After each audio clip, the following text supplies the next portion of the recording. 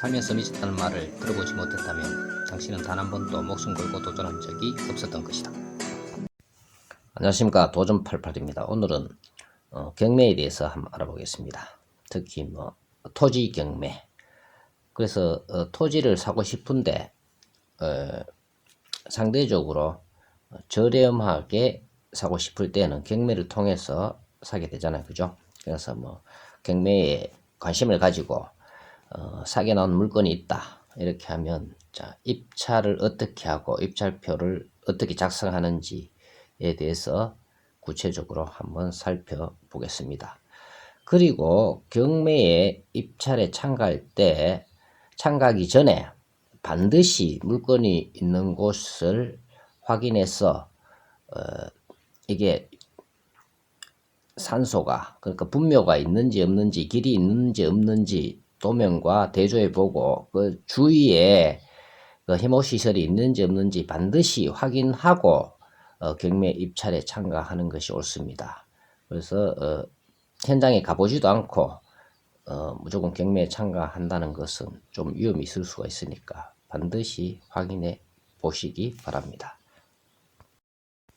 이런 것을 다 확인하셨다면, 그러면 해당 기일에 해당 법원에, 법원 경매계에 입찰을 하러 가면 됩니다. 그런데 꼭 주의하실 점이 뭐냐 하면, 다시 하루 전날이나 하루 전에 가기 전에 그 경매 대법원 경매 사이트로 들어가셔서 확인해야 됩니다. 그 물건이 또 취소되는 경우도 있습니다. 그래서 취소될 경우에는 취소라고 표시를 해 놓습니다. 그래서 이런 거를 확인하지 않고 무작정 갔다가 이 물건이 취소되었습니다 라고 했을 때 그냥 돌아와야 됩니다.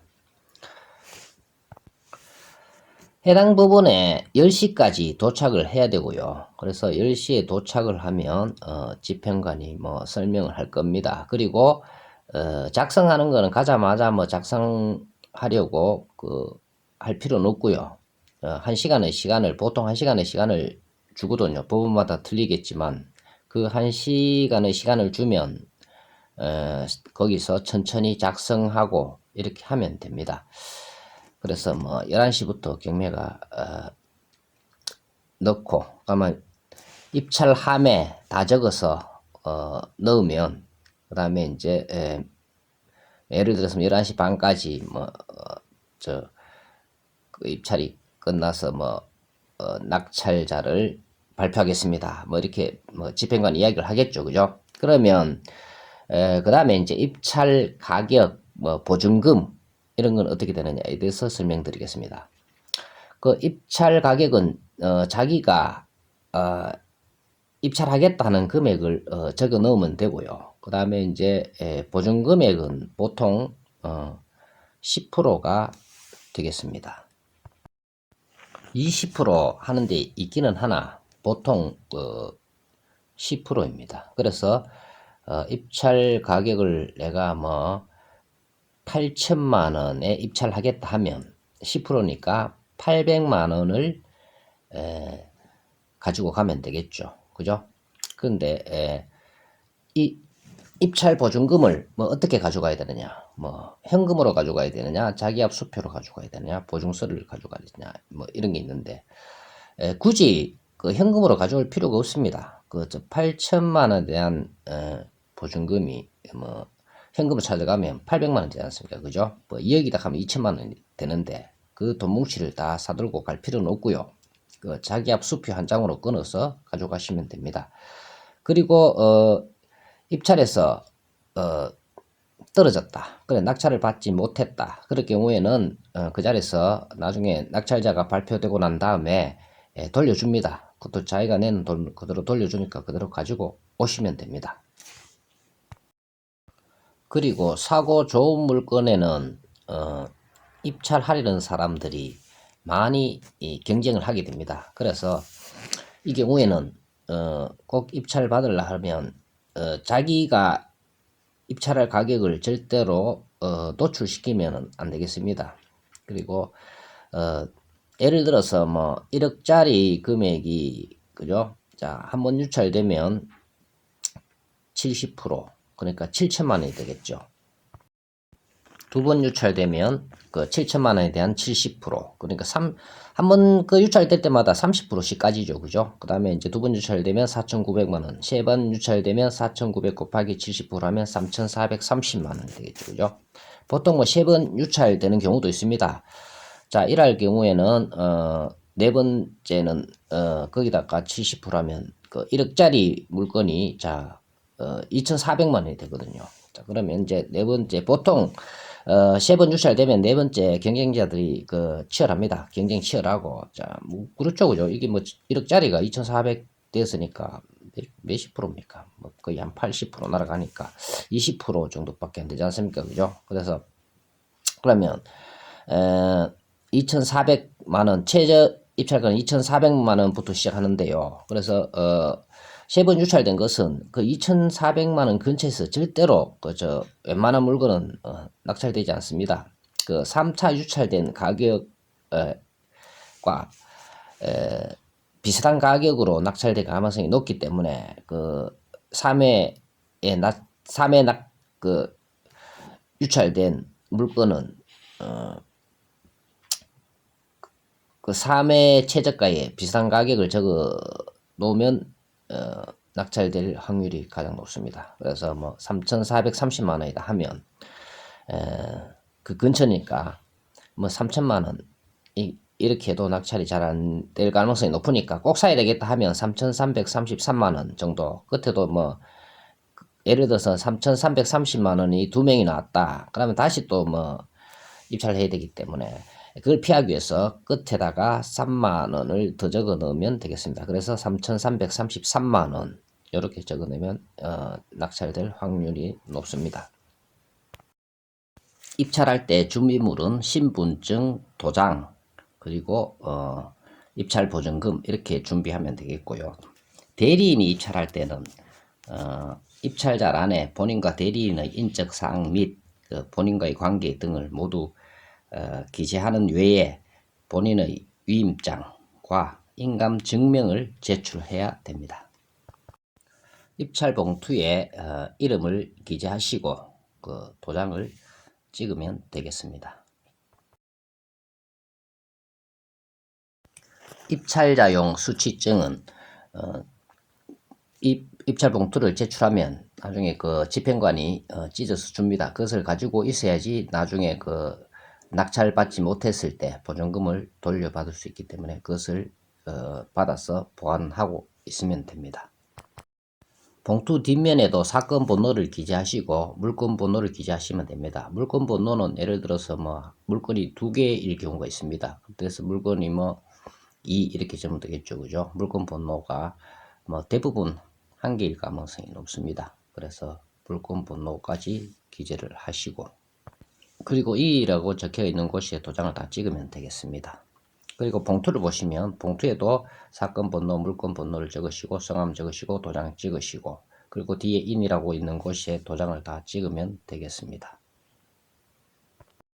그리고 여기에 입찰 보증금을 넣어서 제출하시면 되겠습니다.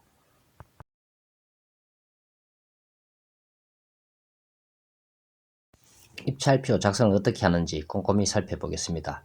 우측 상단에 보면 입찰기일이라고 있죠. 그죠? 오늘 날짜다 하면 2021년 10월 20일 이렇게 적고요. 그리고 사건 번호를 기재하시면 됩니다. 그 위에 보면은 2020타경 1004호 이렇게 기재하시면 되고요. 그 본인의 이름 적으면 되고요. 도장 날인하시고 자 오른쪽에 휴대폰 번호 이렇게 적으면 되고요.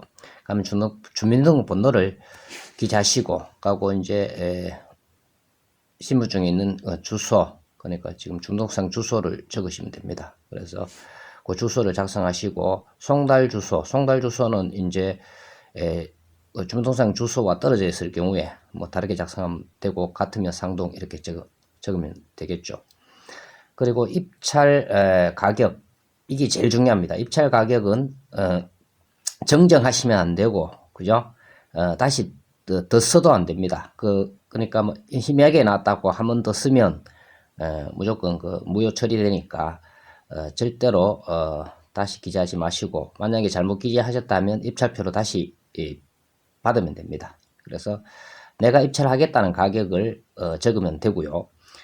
오른쪽에 오른쪽에는 수정이 가능한데 웬만하면 수정 안 하시는 게 좋습니다. 그래서 오른쪽에는 3,333만 원에 대한 10%니까 10%를 기재하시면 되겠죠. 그죠? 333만 3천 원 이렇게 기재를 하시고, 그 밑에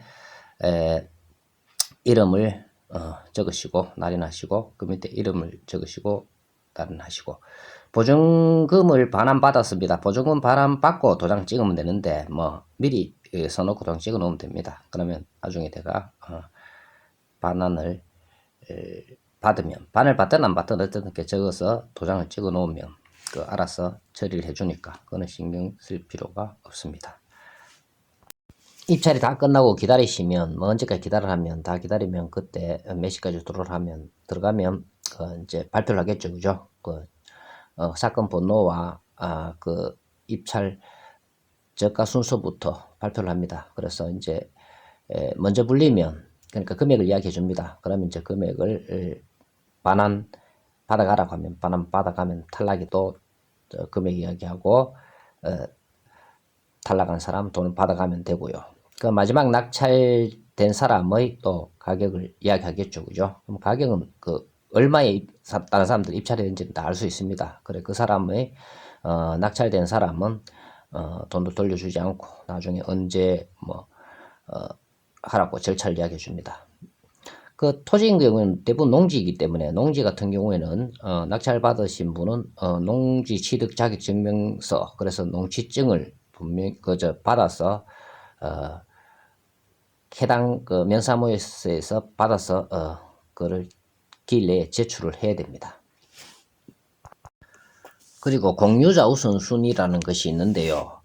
예를 들면 내가 농지를 가지고 있다가 공동명의로 내가 있다가 한 사람이 경매에 넘어갔단 말입니다. 그러면 공유자 우선순위가 있습니다. 그때는 그 공유자는 금액을 적어낼 필요가 없습니다. 그날 낙찰된 가격, 최고 가격과 같은 가격을 적어내게 되면 공유자 우선 매수가 됩니다. 그래서 만약에 금액이 너무 높다 하면 포기를 하면 되고요. 금액을 안 적어내면 그 사람에게 돌아가는 거고요. 경매에 마침 아무도 참석을 안 했다 하면 최저가로 적어내면 그 공유자가 낙찰받게 되는 것입니다. 그러면 그때 최저가에도 아무도 나타나지 않았다 하면 그 다음에 다시 낙찰을 받을 수 있느냐? 그렇지 않습니다. 공유자 우선은 한 번밖에 되지 않기 때문에 그런 식으로 하시면 됩니다. 그래서 최고가가 있을 경우에는 최고가 동일하게 적어내면 되고요. 자기가 하고 싶다 하면, 근데 아무도 참석하지 않았다 하면 그날의 최저가로 적어내면 낙찰이 되겠습니다. 이상으로 경매 입찰에 대해서 구체적으로 살펴보았습니다. 조금은 도움이 되셨나요? 감사합니다. 도전88이었습니다.